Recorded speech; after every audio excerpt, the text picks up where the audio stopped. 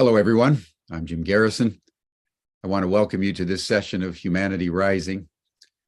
As we take note that today, March 8th, is International Women's Day.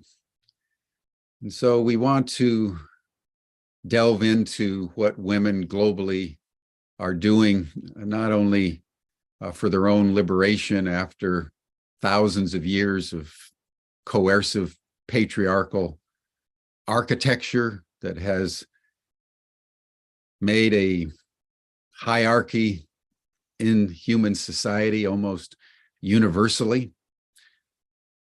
in which men are on the top and women and nature are on the bottom and are exploited in ways that are unimaginable and completely unacceptable.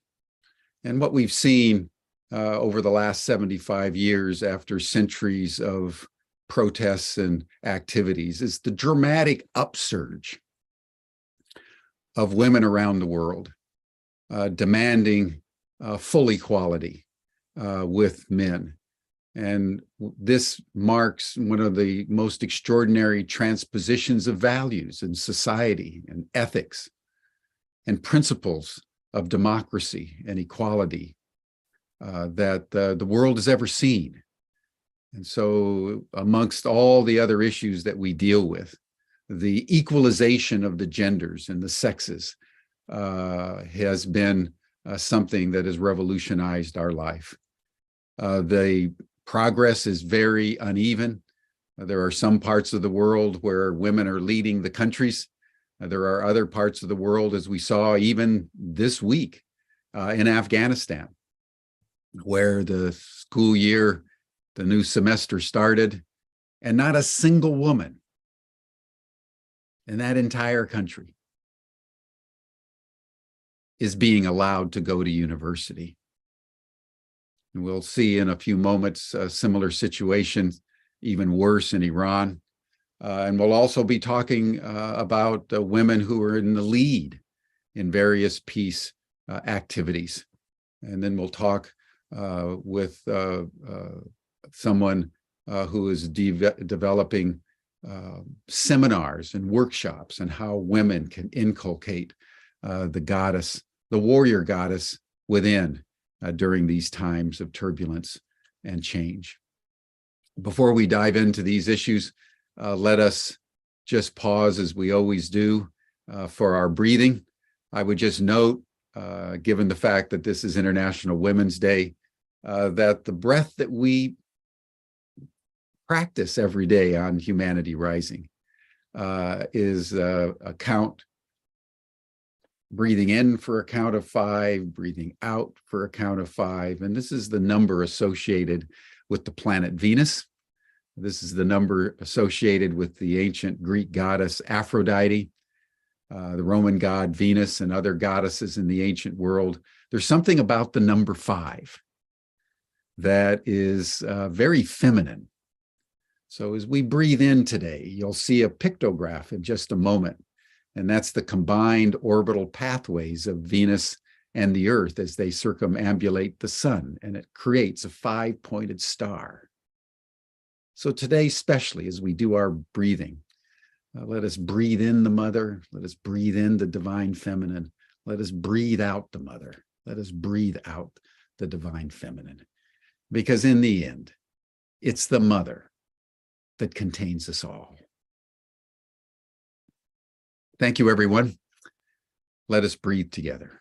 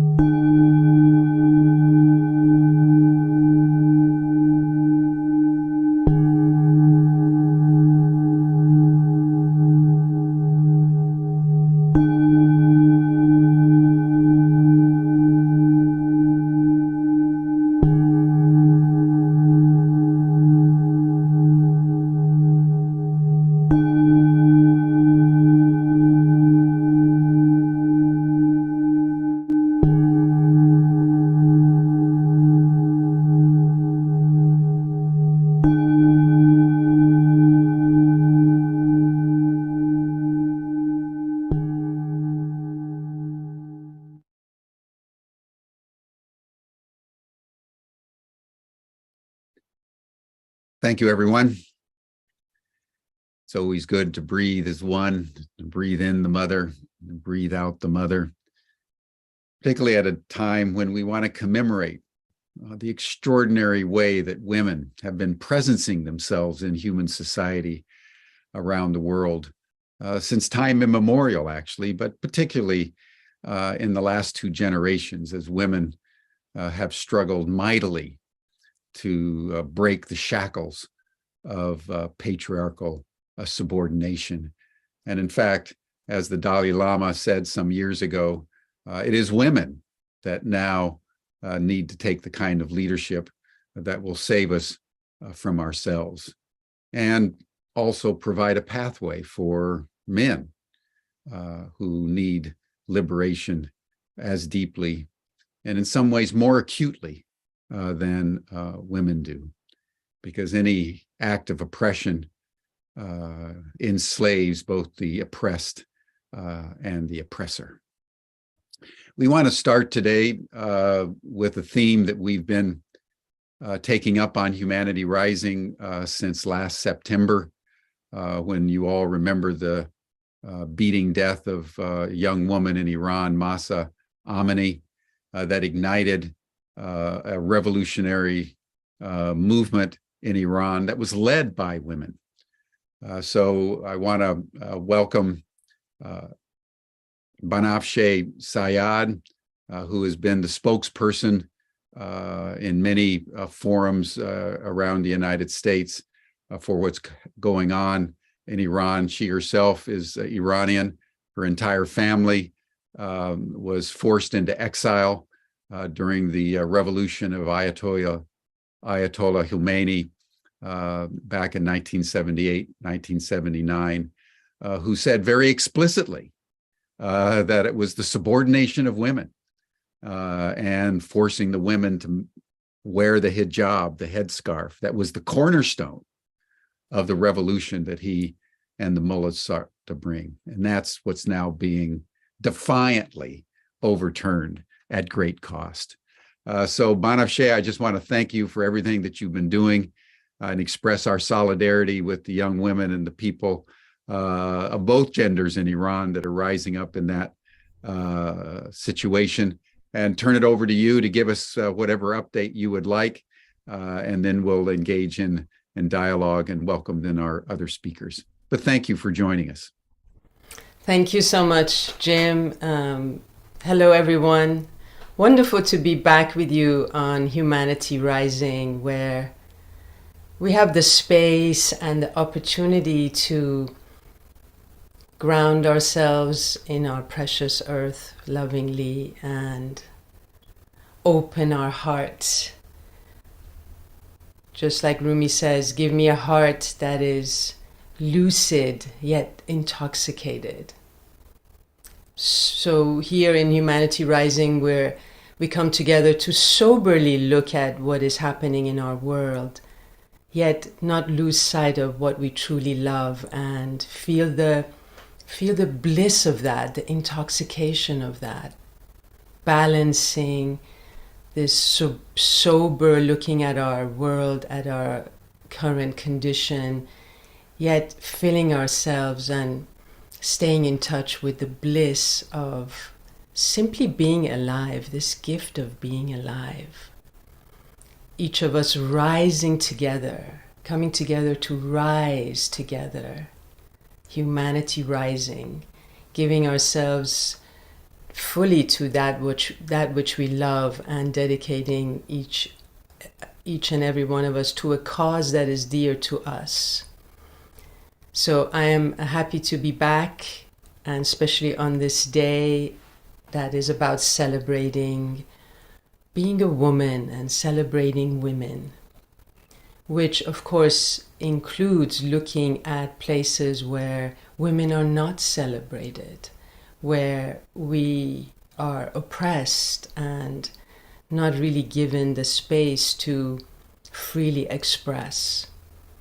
And one of these places is Iran, as Jim was talking about. Another, of course, is Afghanistan, and what is happening in these countries, among other countries, that oppress women and do not allow women to basically feel themselves as human beings with a right to express, a right to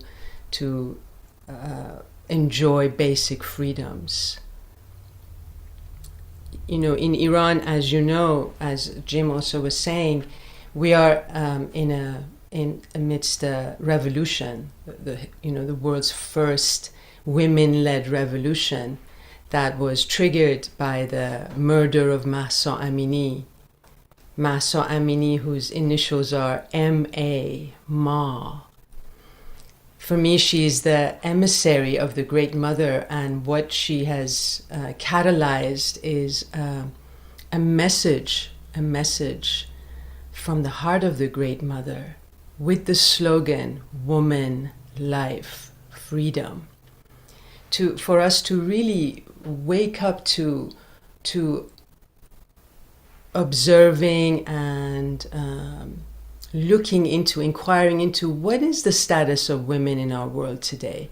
We've made a great deal of progress as women in this century, yet there are places in our world that women are still in the grips of patriarchy and in a tight grip, and that's places like Iran and Afghanistan. To ask ourselves the question of how are we stewards of life? How are we protectors of life? How do we channel what is good for our world and live and dedicate ourselves to channeling what we believe in for the good of all? And then, of course, how free are we to exercise that? What is freedom? Are we truly free? So these questions that come up from this powerful, powerful slogan that is not just for places like Iran and Afghanistan, but for our whole world, to really ask these questions of what does it mean to be a woman? What is life for us? How do we honor life? And what is freedom? Are we truly free?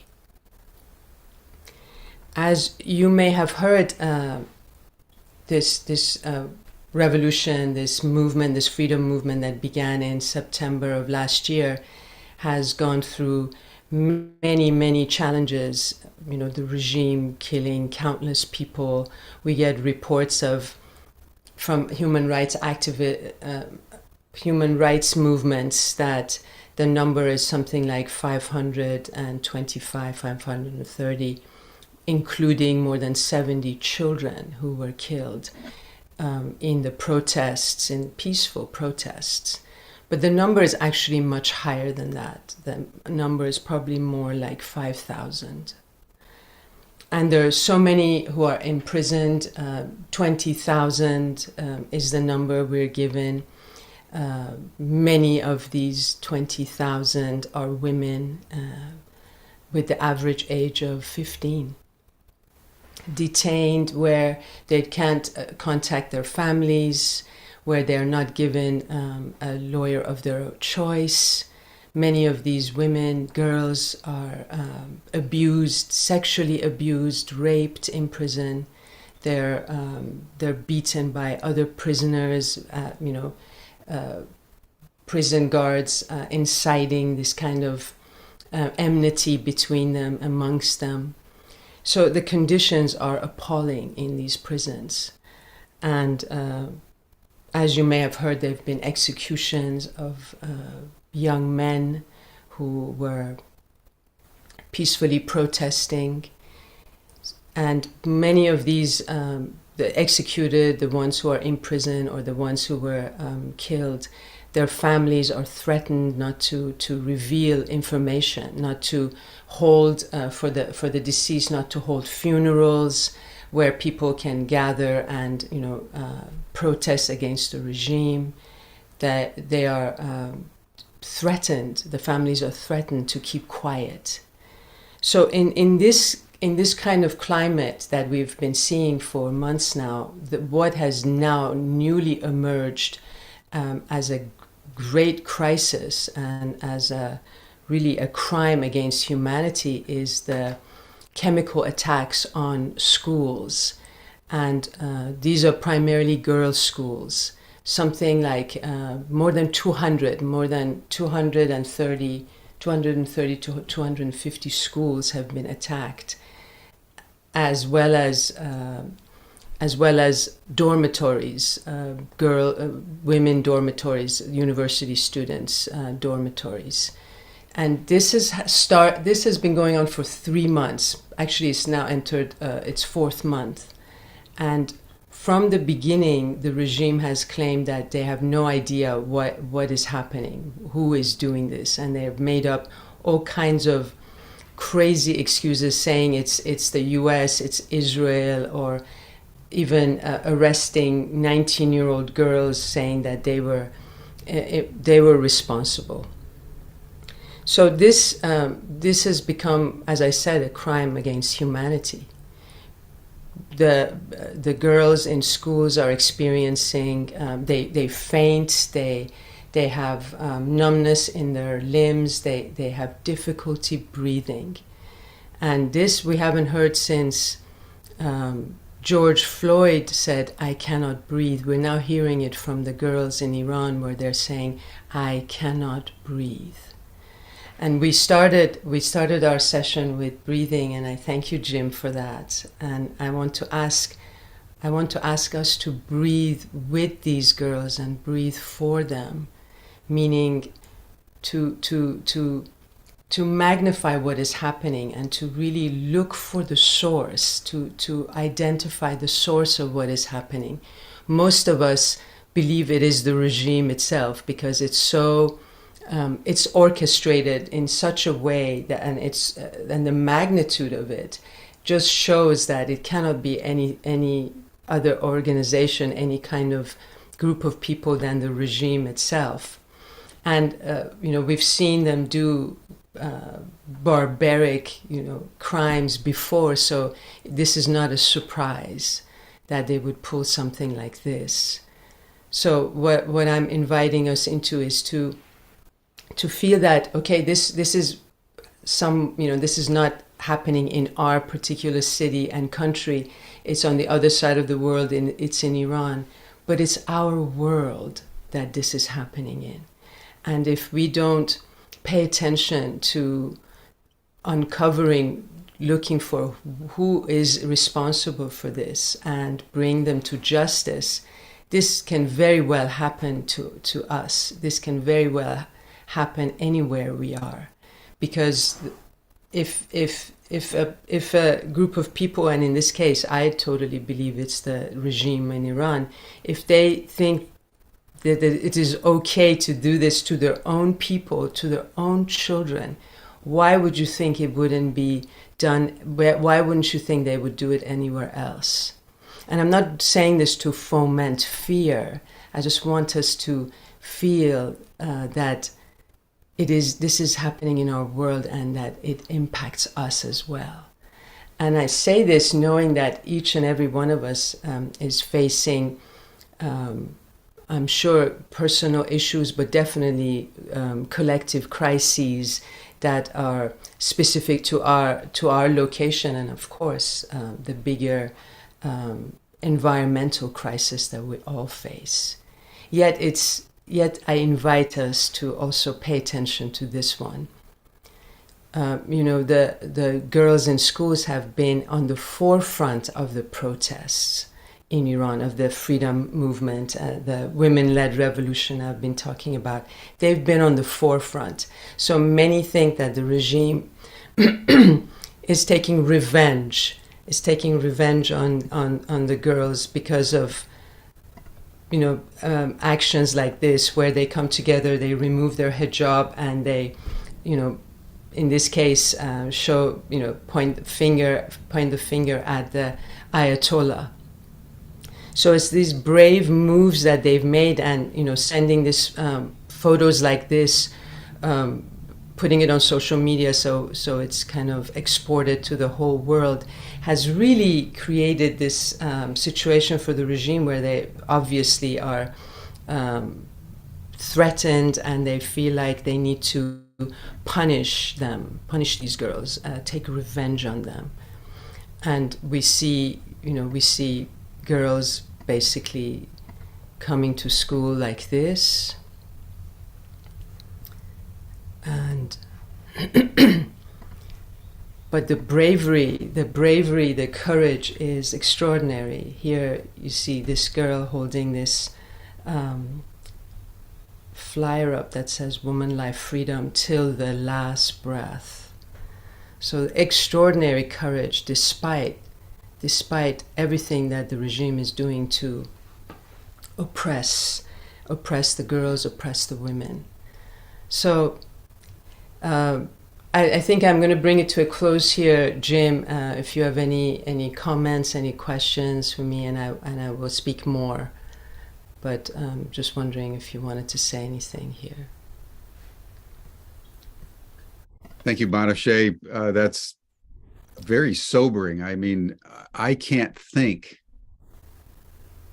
certainly in modern history, where a government went after its own children through chemical kind of warfare. I mean, what this is chemical warfare. It's inserting in over 230 schools, if I understand you correctly, mostly girls' schools, but also at the university level. This is chemical warfare, everyone, by a government on its own young children, on its own girls, in a coordinated way, because it's not conceivable that any other agent could have done this in 230 schools across Iran without active government, and I would say school authority collusion in some way. I mean, this is kind of staggering to take in, Banafsheh. I haven't encountered this level of depravity sort of before in the news. So I'm just wondering how. Do we have any information? Is there anything that you know of how they're doing this, or what the chemical agents are? Is there any information as to sort of how and what they're actually doing? Well, any speculation in the the expat Iranian press and so forth? I just want to also say so that the people who are listening to us will also understand that in Iran currently, and it has been like this for the 40 some years that the regime has been in power, and it's gotten more and more intense over the years, is that if, for example, if I, whose work is dance, if I dance somewhere on a street in Tehran, the capital, or anywhere else, if I dance on the street and I take a video of myself, or even if I don't take a video of myself and post it, if I dance anywhere on a street, on a random street, I will be immediately arrested. How do they know that? How do they find things out like that? There, countless dancers have been arrested, and there's a couple, a very young couple, who were dancing at the Freedom Square, quote unquote Freedom Square in Tehran, and they posted a video of themselves on their private Instagram page, and they were immediately arrested, and each of them given 5 years in prison for dancing on the streets. So what I'm trying to say is that the regime has hidden cameras everywhere, and definitely in schools they have hidden cameras. But they claim that they have not discovered who is behind these attacks and what they're using. They claim that, and they've come up with ridiculous things like this. At this one school, the kids ate expired chocolate and then they felt sick. In other places, they're saying the kids are making it up. They heard some news of some schools that this had happened at, and they're saying it's happening at our school to avoid going to class, to avoid exams. But what's very strange and just points to the regime as being behind this is that in many situations, the kids were purposely sent to a special classroom or like a little mosque in the school, and then they felt sick, but they were not allowed to leave. So it's like it's orchestrated in a way where they have no option to get out. In many cases, they haven't let their parents come into the schools where this has happened. They haven't let the kids leave. Very strange behavior. And to add that this has not happened in schools that are for the children of the mullahs, the clergy, and the Basiji, the IRGC, and groups like that who are in power. They have not happened in those schools. Extraordinary. Extraordinary. Well, I hope that as we find out more, you can come back and let us know, because it is a level of depravity, I would say, that has been reached in Iran. You know, it's one thing to imprison and execute people who are of age, who are doing what they're doing consciously and as free, mature adults, but to go after primary school kids who don't even really know what's going on, and whose brains and bodies aren't formulated yet, and do something like this to them is a level of reprehensibility that I haven't encountered in some time. So I want to just express a deep sympathy on behalf of us all for what your compatriots are experiencing. Let's back up for a second, and let's go back to sort of last September with Mahsa Amini and this upsurge on the streets. We saw that there was sort of a contagion that happened in China as young women and young men of the same age of Mahsa, who was in her early 20s, took to the streets and demanded an end to the COVID restrictions in that case, but also were challenging the right of the Chinese regime, like the young women were challenging the Iranian regime. Talk to us a little bit about how you understand 6 months later the impact of that upsurge of young women, the impact it had in Iran, the impact that it had globally, I would say, on the world's understanding of what's going on in Iran, just so we have a context for what's now happening with the poisoning of the young children, and particularly the young girls. Yes, in the past 44 years since this regime came to power, we had not really seen a movement arise as powerfully as it did last September. Over the years there have been several movements, the Green Movement being one of them, that were quickly quelled. This regime has shown itself to be so ruthless that people are afraid. People think, okay, they're going to be killed if they speak up, and they are killed. So it took really great courage for people to come out last September, and the killing of the 22-year-old Mahsa Jina Amini, the Kurdish girl that we've been talking about, was the straw that broke the camel's back. It was that was enough for people. Here was this woman from Kurdistan who was visiting Tehran with her family, and she was wearing the hijab, but not exactly like the regime wants you to, but or perhaps not in that instant. The morality police, walking by, noticing that she wasn't observing it as much as that she needed to. So when she was arrested and beaten and then later died, this was as I said, the straw that broke the camel's back. People said enough is enough. And for the first time, we saw people from every corner of the country come together on this, on behalf of Mahsa. That's why I'm saying that she is, for me, like an emissary from the Great Mother. She's this great soul that I feel, volunteered for this.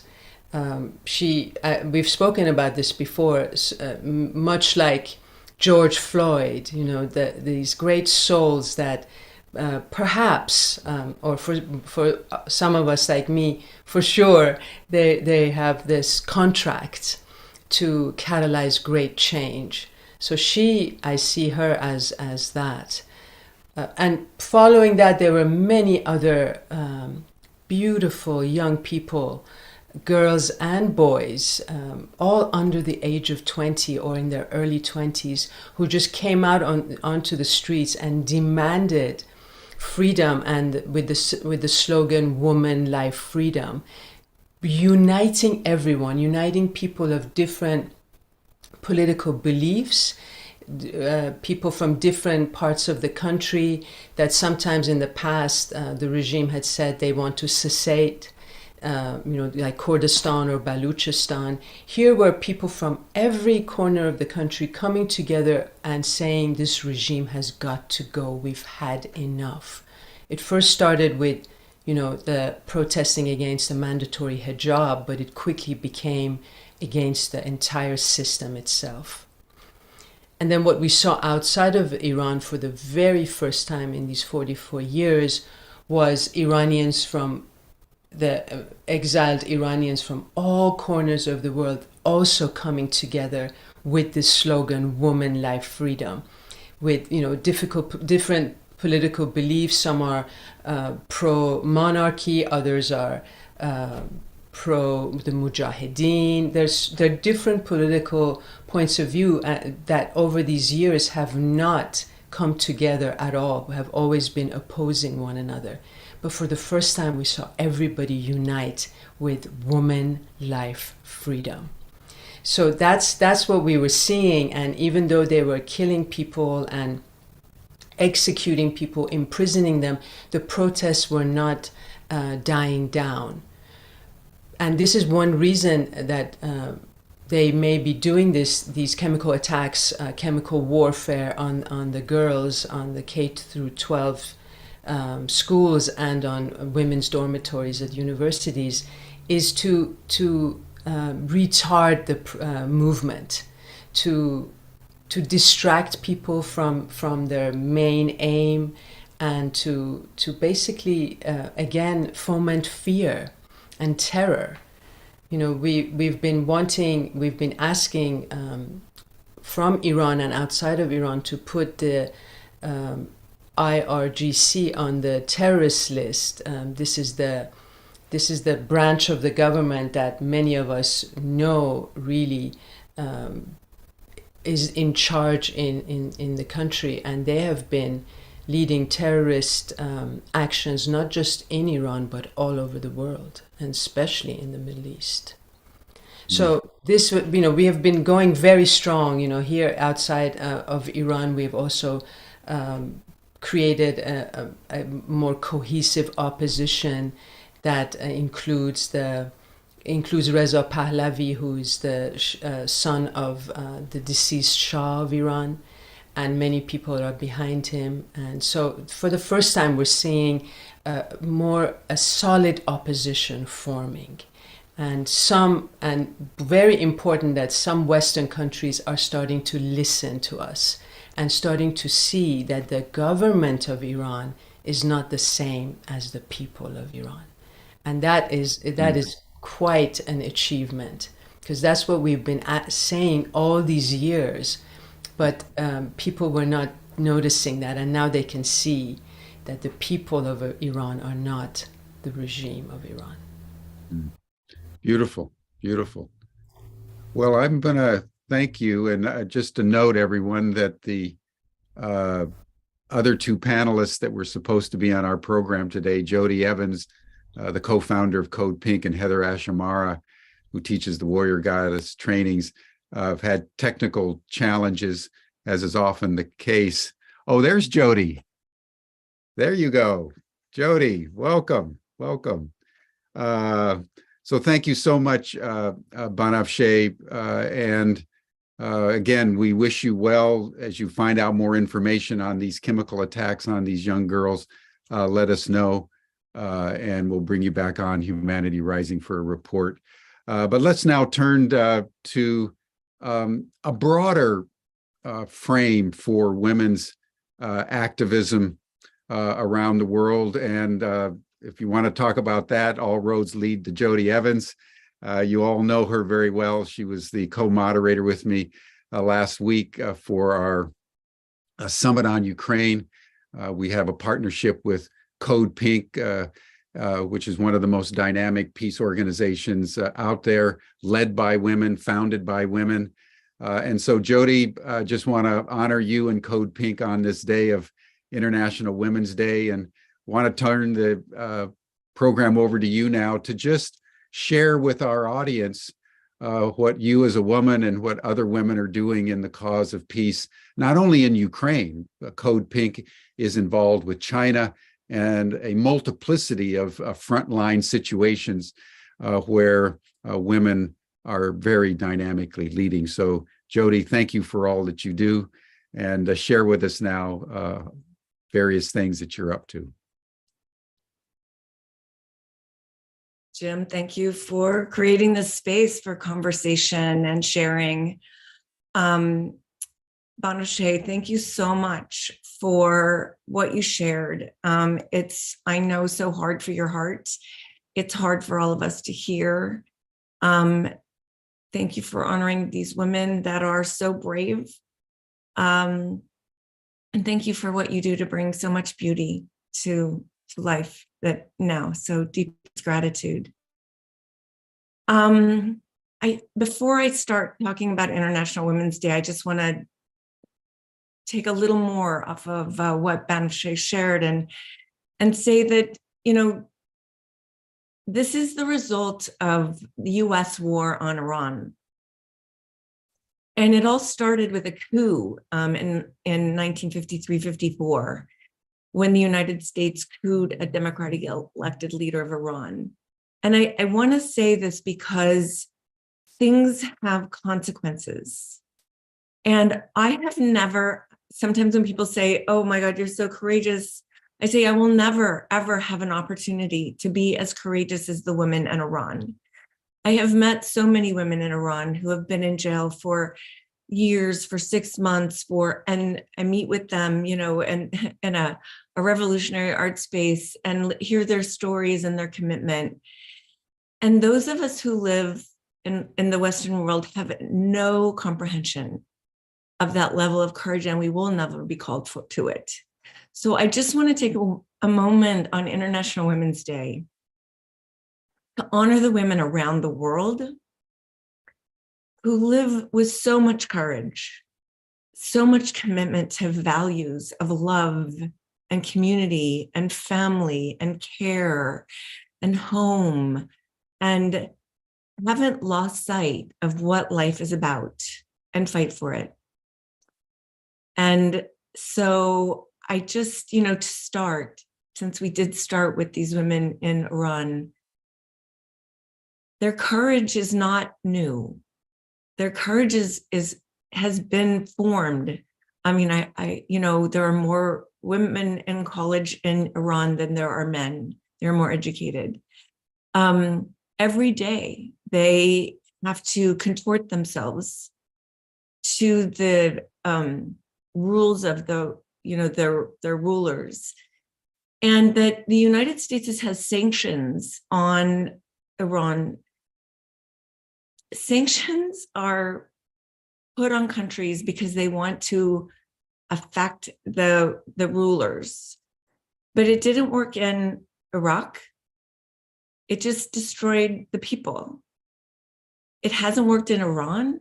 It destroys the people, and it makes insane the leaders, because it also isolates countries. And it's like a thing to reflect on is what happens when we isolate countries and when we sanction them. It actually more empowers the leadership, and it devastates the population, devastates. It has entirely eviscerated the middle class in Iran. So when we create these things like war, of which sanctions are a tool, the women pay the price first.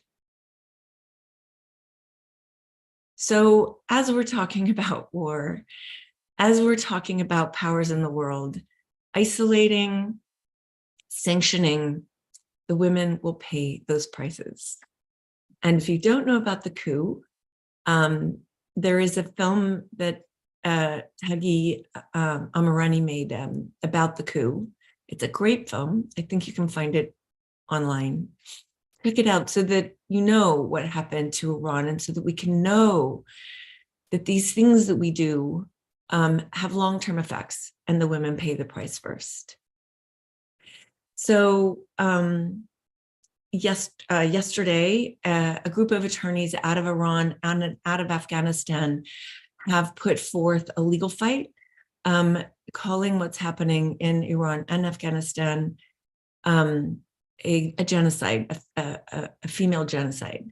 And so I will put the link to it in the chat when I'm done talking, to give you all a chance to sign on to that and support the women, both in Iran, but also in Afghanistan, and how war did not liberate the women in Afghanistan. It has only made their lives hell. And they're freezing to death right now. They are not allowed, they're not even being educated. And the United States is holding $7 billion of the money that could be going to educators right now. Other places, other places also that are being sanctioned are Cuba, Venezuela. So, and of course, Russia, which has driven the many countries in the world to break with the United States, because these sanctions hurt the people. They do not hurt power. So let's look at this day, International Women's Day. This day also came out of that same struggle that we just heard about. Women having had enough. International Women's Day is a global holiday. And I think it's important that we note that this is a day celebrated much more beautifully and enormously in countries other than the United States of America. So the internationalism isn't as deep in the US as I would like, that we're here on a planet together, and our community matters. As I started saying, it's like isolating countries doesn't help, it doesn't work. So this is a global holiday, and it's celebrated on March 8th every year as a focal point of the women's rights movement, but women's labor is core to this movement. The attention goes to gender equality, reproductive rights, and violence and abuse against women, but it starts as a working women's holiday. And it got spurred on by the universal suffrage movement. It originated in labor movements in North America and Europe very early in the 20th century. It was organized first by the Socialist Party in New York City in 1909, but then it went to the International Socialist Women's Conference in Germany the next year in 2010. And where it became March 8th was when in Petrograd, the women textile workers began a demonstration that eventually engulfed the entire city, demanding bread and peace. So I think on this day, it's to know it was to demand food and peace. They wanted an end to World War I and to the food shortages and to the Tsar. And 7 days later, the Tsar was gone, and the provisional government granted women the right to vote. So when women around the world look at this holiday, they see it as a really effective day. And we forget that the revolution in Russia started with International Women's Day and the women going out asking for bread and peace. So today at Code Pink, we ask for bread and peace. We do that by saying no to war and calling for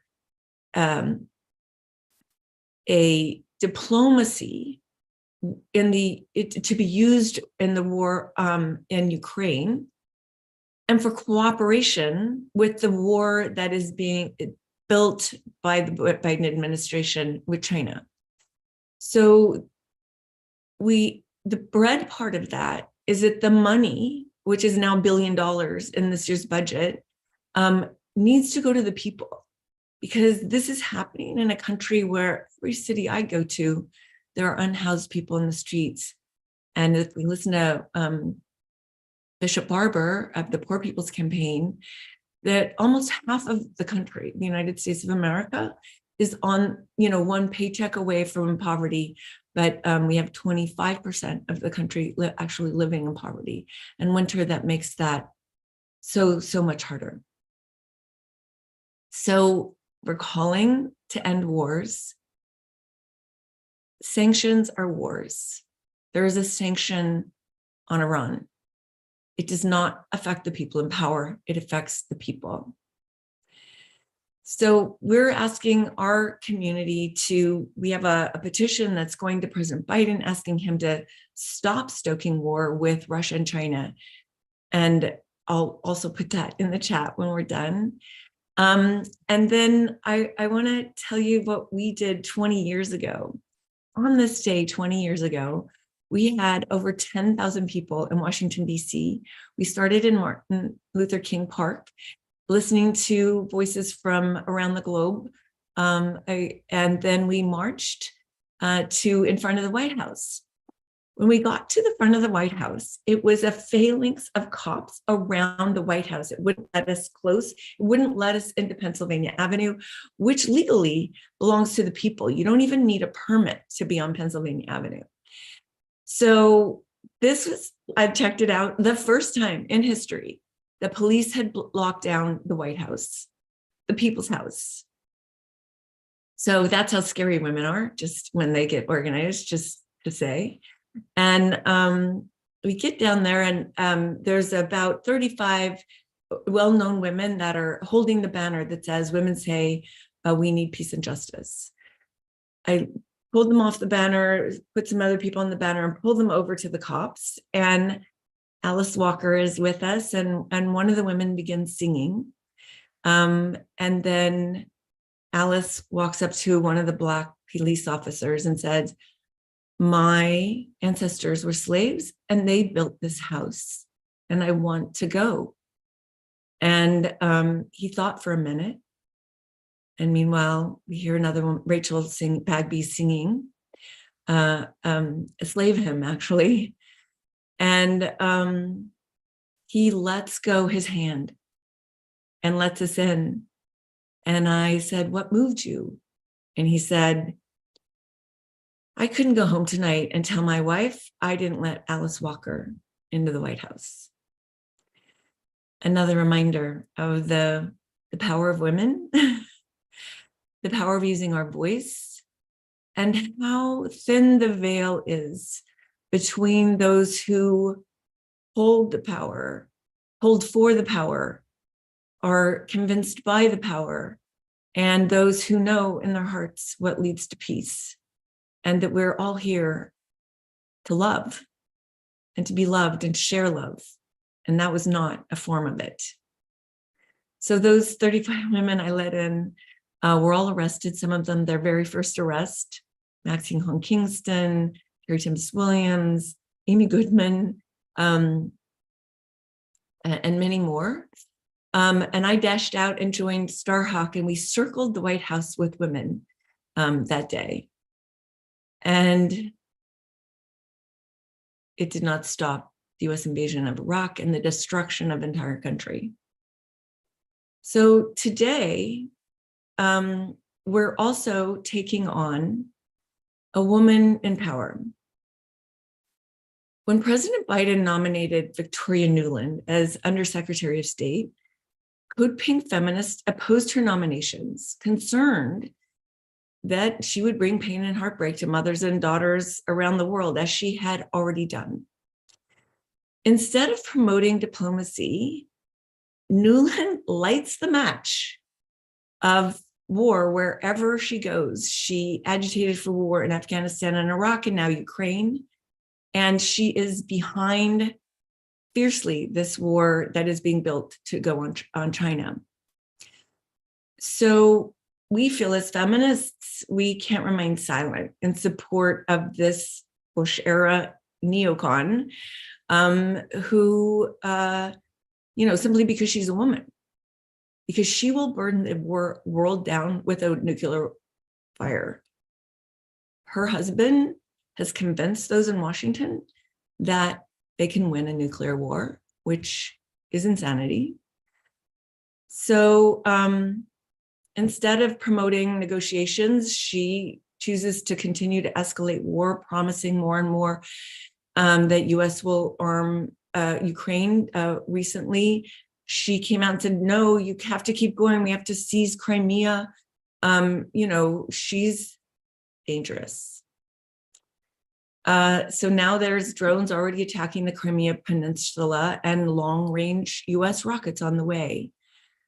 Nuland's pushing to cross another one of Putin's red lines, which only ensures more death, destruction, and ecocide in Ukraine.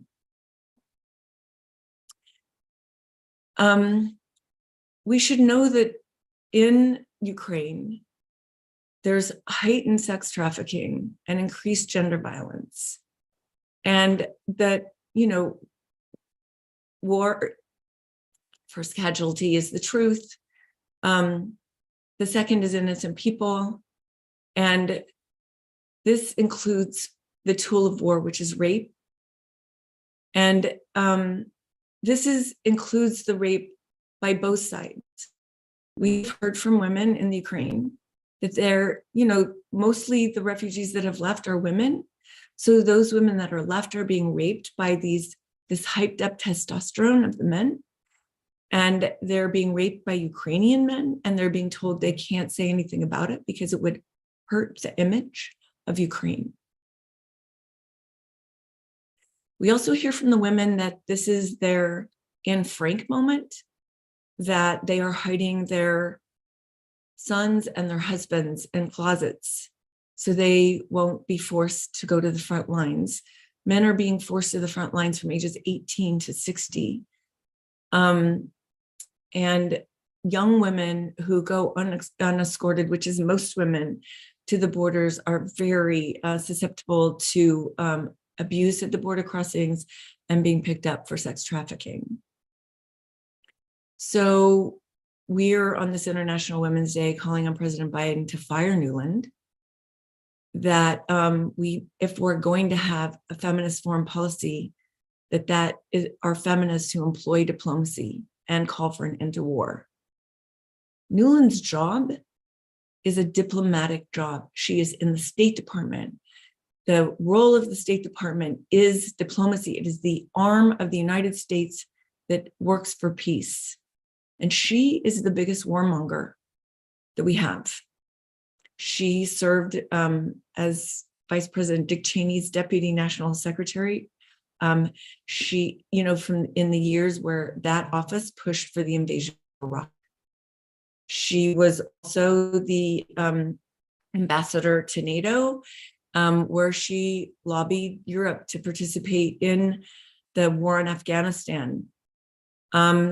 She's, been pushing this war. So I will also put in the chat a way that you can engage to call on Biden to fire Nuland.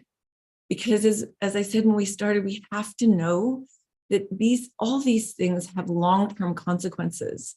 Long-term consequences. Iraq has been destroyed.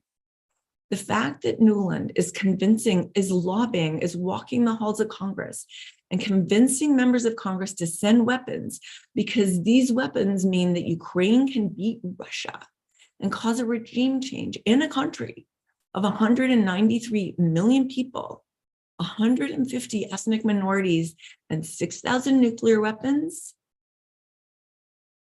That also is insanity. But what could go wrong?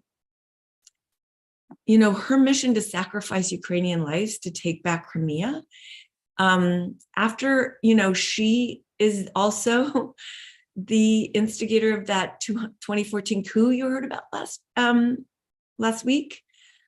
I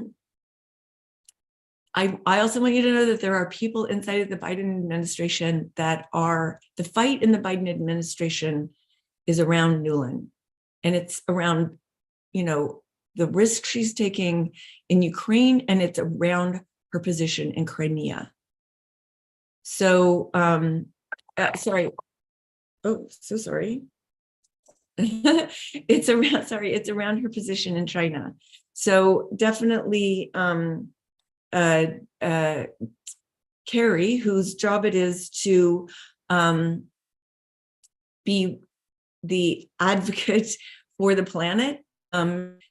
Concern is that what we need, and Carrie will say this often publicly, is that what we need is cooperation with China. What we need is cooperation with Russia. What we need is to stop wars for the planet, because war is the greatest contributor to climate change.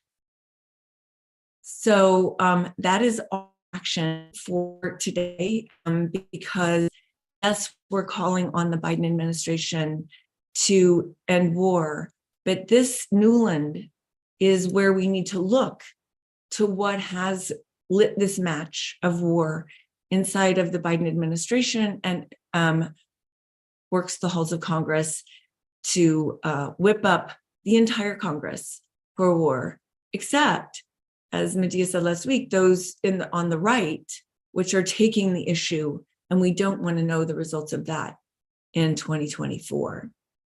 So for the women around the world, the women that fight for justice and peace, for the women that are trying to create home for their families, who are battling under sanctions, where they're literally being starved to death by the United States government. What is happening in Cuba is a crime against humanity. They have done nothing wrong. Cuba is the doctors to the world, and we are starving them to death. So the women in Iran who inspire us as they pay enormous prices, to the women in Afghanistan who have paid the price that is about to be paid by the women in Ukraine, of a destroyed country that is run by patriarchy. Don't underestimate what happens after a war and what happens to men after war, and that everyone is affected. And we know that in the United States of America, what happens when a man who goes to war comes home to his family or his community. We have got to end wars. So if you want to share something on social media, you can always go to Code Pink. We have lots there. By the way, our team today went to the halls of Congress, and with pink umbrellas and a banner, did a peace sign in the middle of the office building, and a banner that said "Peace on Earth." So the call, for bread and peace remains in our hearts, and I hope that you'll carry it today and every day. And you can find it Code Pink on Twitter, on Facebook, on Instagram, something to share with hashtag IWD End War. Thank you. Thank you so much, Jody. And thank you for the history. I had forgotten that it all started in St. Petersburg with bread and peace with those women. You're absolutely right. And it was one of the catalytic agents that was one of the final straws that broke the back of the Romanovs. So thank you for bringing that in. And thank you for the reminder about sanctions, that sanctions hurt people. I don't know of any example of where they've actually had an effect on an actual government. So thank you for bringing that in, because that seems to be a go-to behavior on the part of the United States for many, many decades now. And with Victoria Nuland, it's the complexity of the psyche. We celebrate International Women's Day, and it turns out to be a woman that is the tip of the spear of the escalating war in Ukraine and also Well, with we China and know so there's a forth. patriarchy. So there's a Yeah, patriarchy, yeah, which isn't men. It's a system. It's a yeah, yeah, form. yeah, And so women can be patriarch as well as men.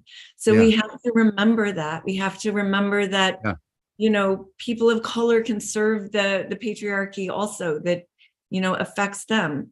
So we have yeah, to look at these things as systems and not gender driven, but that, it's like we're international feminists, which is the difference. It's for peace and bread, which is feminism is for equality and justice and peace. So yes, we know that women can serve the patriarchy. They have often, and so yes, it's a Thank reminder you about so much. Thank you. Now, before we move on to Heather Ashamara in a moment, tell us about the march and the nationwide events that are going to be happening on the 18th of this month, because I think that's a very important juncture where people all over the world actually can start to gather to join with Code Pink and hundreds of organizations to demand an immediate ceasefire and the beginning of diplomacy in Ukraine. So I'll get to my posting when Jim's done with me. I'm like, what should I can't do both. So yes, this is the first major march that we're going to have around the war on Ukraine. It's March 18th. It's on the 20th anniversary of the war in Iraq. So, as I said, we did that march on International Women's Day. It is only 10 days later that we see the shock and awe launched on the people of Iraq. So on this 20th anniversary, we're calling for a march to end the war on Ukraine, and we're calling for diplomacy, and we're calling on no to NATO. So we have over now 150 organizations that have joined in, and Beautiful. we have buses coming from now 40 cities. So you can go to, I'll put the link in the chat, our March 18th link. We have a transportation page if you want to see what the other organizations are and the other cities. We're encouraging everyone on the East Coast to come to DC. We will be outside the White House. Like I said, Pennsylvania Avenue doesn't need permits, but we do have a permit for Lafayette Park, which is right off of Pennsylvania Avenue. So we will be able to be a force outside of the White House. And this is the first time since the war began, and really the first major call for a march outside of the White House. So we hope many of you can join us. Thank you, Jim. I know you're coming. I'm excited to be in the streets with you. We start with a rally outside the White House. We will march. And then we have an after event with music and poetry and more speaking, with time for people to speak longer about the world that we want to create, about justice and about peace. So if you're in San Francisco, there's one in San Francisco, and LA, and Chicago, Detroit, Denver, not sure all the cities that I'm not sure if I've named them all, but please be in the streets that day, because, when I'm talking to members of Congress, they're saying, I'm not seeing the call for peace. So we need you to be calling for peace. And we need you to be in the streets. It needs to be visible, and it needs to be visible for the world. The world is watching.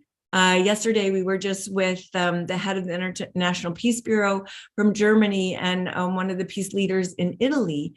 And in the streets of Italy, London, Berlin, people are mobbing the streets, calling for peace, tens of thousands. So we, the United States, who is driving this war, need to show, there's people in the streets in Russia and in Ukraine calling for peace. Where are we that live inside of the empire that is driving this war, that this, as I told you, the woman that has, been behind other wars and is actually believes we can win a nuclear war. We have to be visible for the people in the United States and for the people in the world. They're looking to us. And I can say how important that is to people, because a couple of weeks ago, we disrupted a hearing in DC on that was driving the war on China. And I've heard from people in China their gratitude to know that there are people in the United States that don't want this war on China. They watch it building, and it's frightening. It's frightening to be in a country where you're watching the United States of America drive a war towards you. I was in Iraq when Colin Powell lied to the world at the UN, covering up the Guernica, the Picasso, that warned us of the terror and the tragedy and the violence of war. A lie. I was in Iraq. And the next morning when I woke up and I saw the women, I heard their wails. I heard the terror. I felt the terror that already existed in them because Bush had said, the game's over. We're going to Iraq with shock and awe. When the United States start building for a war on China, 1.4 billion people are feeling that. What kind of arrogance and hubris and violence is that already? But not just the people in China, the people in all of Asia, because everyone knows a war spills over. Look at what we've done to the entire Middle East. And that's 38 million refugees since we launched that war in Iraq. 38 million refugees. Let's recognize those women today. Homeless, without home. We need to pivot ourselves and cultivate local peace economies. We need to learn to love, and not just those around us, but those in the world, and that recognize that how we are in our lives affects those globally. In a country where we use 200 measures of energy compared to like 2 in most of the countries of the world, we can all live in abundance, which is what International Women's Day is about. We can all be fed. There is food for all of us. We can live in abundance. Hope you'll join us in the streets. Thanks, Jim. Thank you so much, Jody. You're so inspiring. And I hope all of us will take seriously the invitation on March 18th to take our bodies out into the streets one way or another, to join in solidarity with Code Pink and hundreds of peace organizations. So we'll have Jody and Banafsheh back for a discussion in a bit here, but I want to welcome Heather Ash Amara to join the program. We want to talk not only at the level of politics and the leadership that women and others are demonstrating in the streets for radical social change, but we thought it would also be important to commemorate International Women's Day for with some of the spiritual aspects of how women, after the centuries of patriarchy, are empowering themselves through cultivating the warrior goddess within. And Heather Ash Amara, who's been on Humanity Rising before, has really been taking that particular aspect up over many years now. So Heather Ash, I want to welcome you to join us. And if you could turn your video on.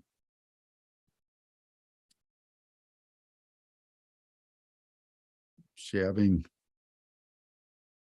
technical issues.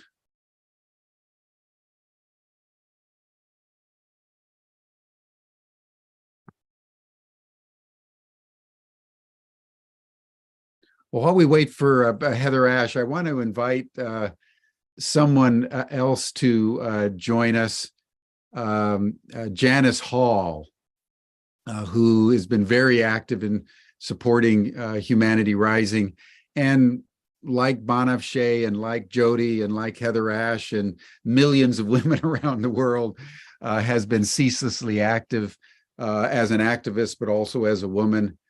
So Janice, I want to invite you to take just a few minutes to say a few words of comment, but also to talk about what you and Nina Meyerhoff have been doing in Auschwitz, because I think that was a powerful demonstration of women activism within the last several months. And I thought that would be important to just bring in before we go into our discussion. So thank you for joining us. You need to take yourself off mute. That's a good idea. You're always full of good ideas.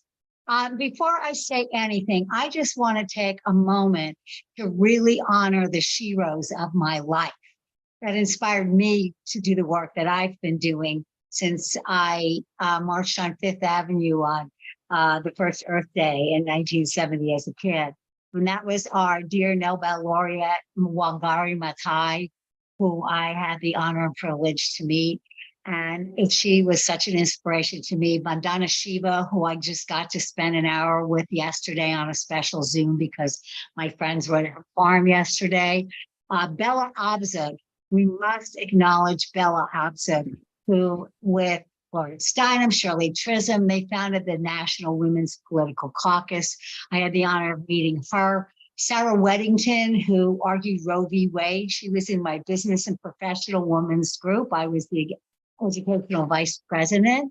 And then Osprey Oriel Lake, who I don't know if you've had her on, but she runs, she's the founder of the Women's Earth Climate Action Network, bringing Indigenous people, Indigenous women from around the planet, who are climate activists, who are the guardians of the front lines of our world, because 80% of the biodiversity is held in the hands of Indigenous people, and the women are the ones who really champion that. Women like Nima Namadou from Bukavu, South Kivu, in Eastern Democratic Republic of Congo, Michelle Cook, the founder of Divest Invest Project and co-director of the Indigenous Women's Divestment Delegation. She's a Navajo.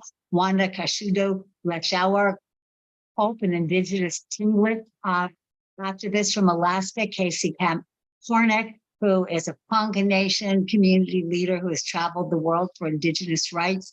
Toby Tarina from the Tarina Nation in Brazil. Badore Baoulit from Morocco. The women of Australia, the Aboriginal women who were part of the stolen generation, who were speaking up for the first time that I get to work with. And then my dear sister, I rallied back to Nina Meyerhoff, who was given the Mother Teresa Award years ago for good reason. Oh, also this button that I have on here, it says Imagine Peace. I had the privilege of working with Yoko Ono when I worked with on the 2005 Nuclear Non-Proliferation Treaty. And she gave me this bag of buttons. And she said to hand them out and say, from Yoko with love. These bracelets I wear were made in Nepal by women who were saved from trafficking by airline ambassadors. And we were selling them for some time for the One Humanity Institute to help build the House of Hope, with Nina Meyerhoff, who I just mentioned, founder of Children of the Earth, which was an organization, 150-acre farm in Vermont, where she brought children from all over the planet, from the jungles, from all over, to educate them on peace. And many of them have gone on to be community leaders, PhDs, etc.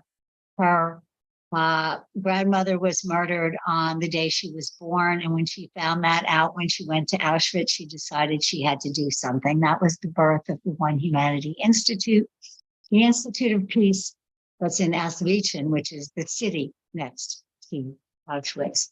And on the fifth day of the Russian war with Ukraine, Nina and Diane Williams and another friend went to Ukraine. Nina said, we got to go to the border. We got to do something.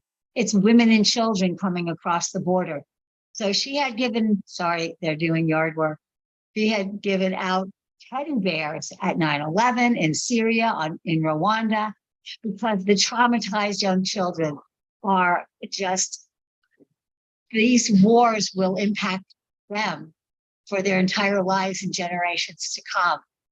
The ancestral trauma is deep and rich, and we can all break it together now. This is the year, this is the time where we can all absorb that intergenerational trauma and ground it into Mother Earth so we can take that energy and move forward. So Nina and her girlfriends were there on the border on the 5th day of the war, handing out teddy bears one by one to the women, to the children. And they realized that what they needed more than anything was a place to live. Now, Poland had been giving them, the refugees, 3 to 5 days in hotels, malls, etc. But we, through the help of a global consortium, people just like you here on this Zoom, raised the money to take one of our buildings in Auschwitz and turn it into the House of Hope.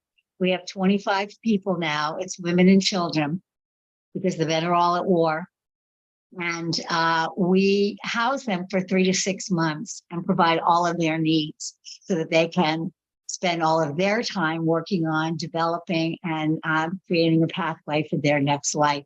They want to go home. That's all they really want to do. They don't want to make a life in Poland or UK or US. They want to go home. And so what we've done is, first of all, we are fundraising at the One Humanity Institute because we had government funding and some of our funding is run out. The winters are long, they're very cold, the heating has gone up because of all of the fuel related issues because of the war. And we have run out of money and it's cold. We also we need the heat and the electricity because we raised money through Philip Helmick's friends when he passed away this last year to add a peace lab in our House of Hope, which is a whole suite of computers so that the youth in the house can learn English, learn Polish, and go to school. We work with a woman in Ukraine who has a school in her basement. So we are asking for donations to the One Humanity Institute to help us with the last few months of winter. And we've begun a ceasefire campaign. This is the last thing I'll say. And I want to can I just show this really quick or not? I want to just show these cards or not, Jim? Yes, no? Sure, if you can share your screen. Yeah, I think I can. And so while I'm saying that is we are calling for a ceasefire. And a friend of mine designed these cards. And when you donate, we'll be able to make these cards out. We are asking everyone to join in demanding a ceasefire, because as we've heard today, this is not just about the war now. This is about the impact this will have on future generations. And it's the women who carry the war. The men are fighting it, and the women are the ones who are carrying the burden of community and keeping life going and handling the families and the children. So we do it for them. We do it for future generations. And as we say on this International Women's Day, we rise together. And what we do, we help rise all. Women help, we rise, all rise. So I can't find my little picture, but I will as soon as you release me from speaking, I know. But Well, thank you. thank you for listening to me and for allowing me to honor all the women who came before all of us here. Yeah. Thank you so much, Janice, for stepping in, because I know you've been doing such extraordinary work at so many levels for so long with women to help humanity to rise through the rising of the women. So thank you so much for that. And now I know that there's some time constraints that that Banafsheh and others have. So Banafsheh, do you want to come back in quickly, and because you wanted to show one video for folks before you have to go, and then I will try to bring in Heather Ash, and I think Jody had to also go as well. It's a very busy day for women around the world. But Banafsheh, show your video, and then we'll have Heather Ashamara. Well, I think Jody is still here. It would be lovely to have a little discussion if possible, but yeah, Jody, if you can join Heather Ash, just bear with us. And with Heather Ash, well, yeah, I'm happy to hear Heather Ash first, and then if we can have a discussion, that would be great, if that's possible. What are your time constraints, Jody? I have to run, and we're having also International Women's Day Zoom right now on another channel, so I'm going to have to leave in 5 minutes. Yeah. Okay. But Banafsheh, thank you so much, and thank you for all the beauty you bring to the world every day, but that I know is so hard to share and to hold what is happening to your country and to the women. And it is, as something was lit with the match of International Women's Day for Russia, may it be what's happening with the women in Iran. I know we all look to our own liberation from the structures that keep us in prison. And it's always inspiring to witness the uprising, and may we all be that uprising in the space where the oppression, starts.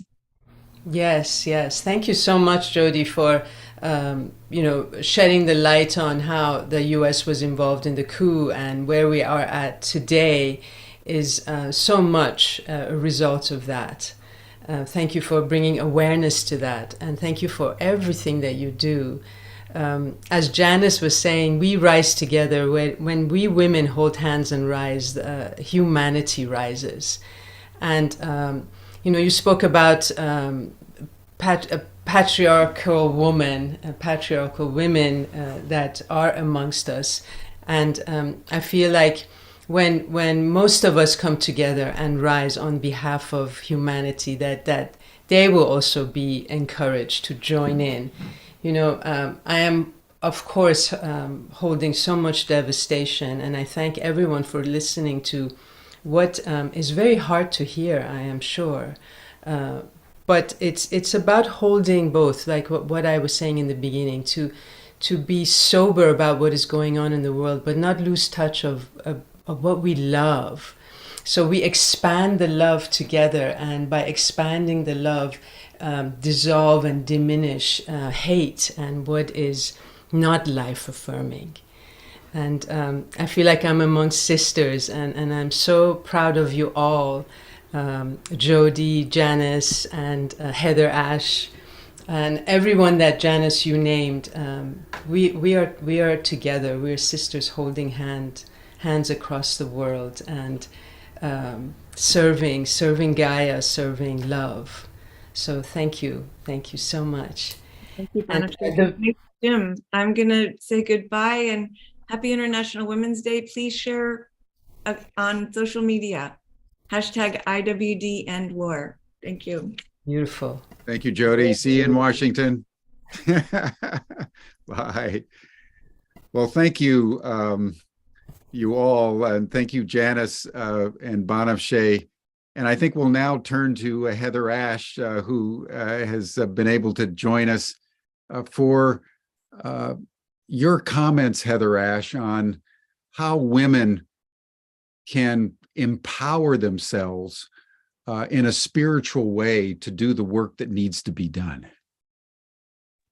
So welcome. Beautiful. Looks like you're coming in from the Southwest somewhere. It looks like desert in the background. Where are you? It is. I am in, and I thought this was so perfect. So I'm across the street from the Indian school in Santa Fe and Cortez Mountains. And this, where I live in New Mexico, is the intersection of climate change, indigenous rights, and nuclear destruction, because we're right down the street from Los Alamos.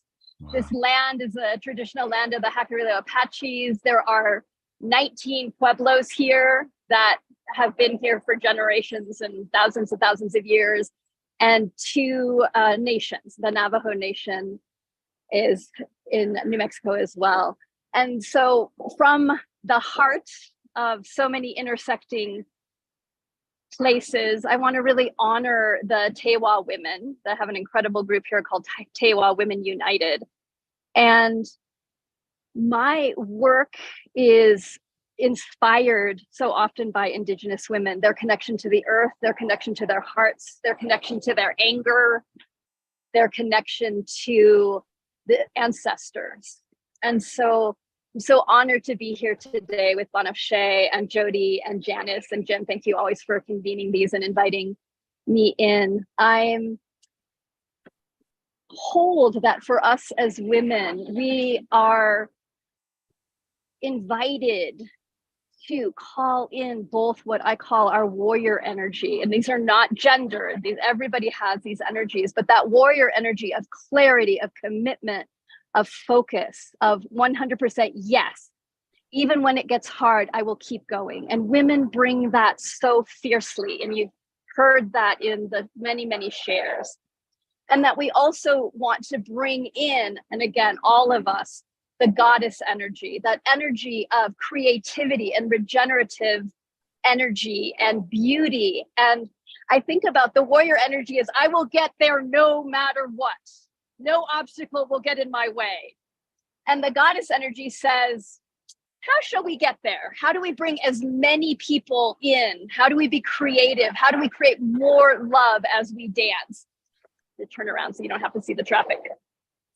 And in that joy, that even though we've been talking about really difficult, challenging things, that part of what women also anchor in the world is the love, is the joy, is the calling in the ones that are forgotten, is the tending and nurturing.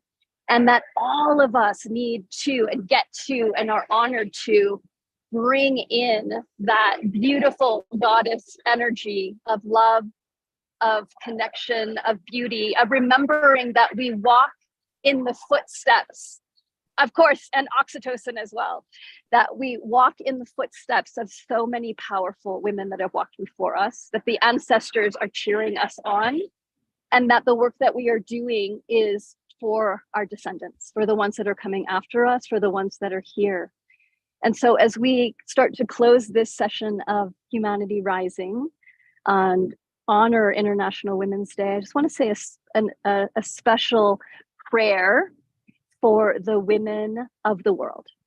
And that we remember that while there is war and there is tragedy happening, that there also are incredible beauty and joy and babies that are being born and women that are getting free and women that are fighting and women that are inspiring each other and holding each other. And that as we remember our resilience and our courage and also our anger, that we use our anger. I was blessed to talk with a woman who great-great-grandmother Mary Lyons.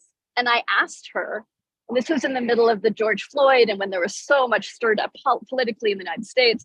And I said, how do you do it? She's an Ojibwe elder. And I'm like, your people have been genocided. You still don't have rights in this country. How do you have the amount of humor and love that you have? And she said to me, because I'm like, why isn't the anger destroying you? And she said, because I use the anger as energy and I transmute it into love. It's coming from love. And so as we honor women's power, women's creativity, women's tenderness, women's vulnerability, women that don't have voices, women that have big voices, may we remember that it all comes back to love, to loving each other, to loving the challenges even as much as we love the beauty. My gratitude to everyone and happy International Women's Day. Thank you, Heather Ash. That was a beautiful summation of the power of the feminine. So I really want to acknowledge that capacity that all of us have to take whatever adversity we experience and transmute it into love and compassion for our fellow human beings in a way that can empower everyone to greater abundance. I think we'll just end with just a brief word from Janice. If you just want to give us a word of blessing on this day, and then maybe Banafsheh, you could give us a final blessing, maybe from Rumi, that would amplify what Heather Ash just said, and then we'll bring our session to a close. But thank you all for a very powerful representation today. Janice?